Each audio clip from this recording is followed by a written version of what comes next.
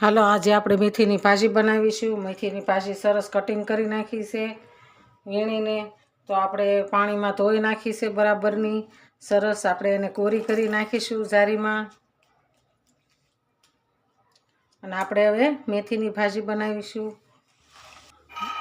2 પાવડા તેલ નાખીશું। આપણે એમાં જીરાનો વઘાર કરીશું। જીરું આપણે ગરમ થઈ ગયું છે તો આપણે એમાં લસણ કટિંગ કરીને નાખીશું। આપણે એમાં હિંગ નાખીશું। આપણે હવે ભાજી નાખીશું।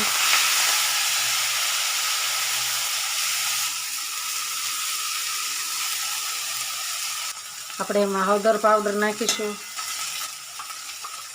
ધાણા જીરું નાખીશું।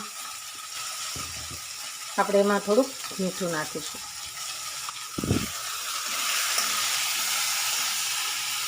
આપણે ધીમો ગેસ કરી નાખીશું થોડોક। આપણે એને સાતરવા દેવાની છે સરસ।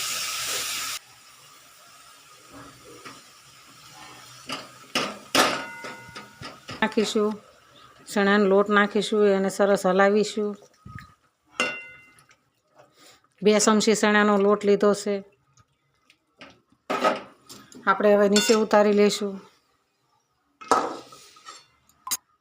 વઘાર કરવા માટે આપણે 1.5 પાવડું તેલ નાખીશું। આપણે તેલ ગરમ થઈ ગયું છે। જીરું નાખીશું। આપણે લીલા મરચાં નાખીશું।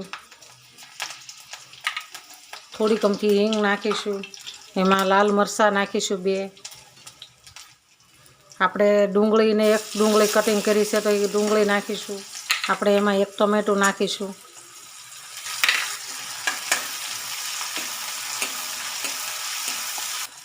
હળદર નાખીશું। ધાણા જીરું નાખીશું। એમાં મરચું નાખીશું લાલ। આપણે સરસ એને હલાવી દઈશું। સ્વાદ પ્રમાણે આપણે ખાંડ નાખીશું। આપણે એમાં ભાજીને ઉમેરીશું। આપણે સરસ હલાવી લઈશું।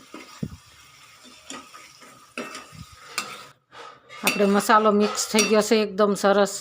તો આપણે 5 મિનિટ માટે ઢાંકી દઈશું।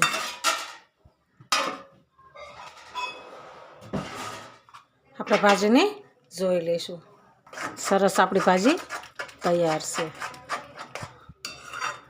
હજી આપણે થોડી વાર રહેવા દઈશું।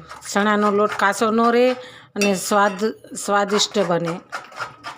આપણી ભાજી સરસ તૈયાર છે। એકદમ મસ્ત બની ગઈ ભાજી। બાજરીના રોટલા હારે, ભાખરી હારે કે રોટલી હારે, પરાઠા હારે ખાવાની તો બહુ મજા આવે। હાલો મેથીની ભાજી ખાવા। આ મારો વિડીયો ગમે તો લાઈક, શેર અને સબસ્ક્રાઈબ કરી દેજો। રાધે રાધે।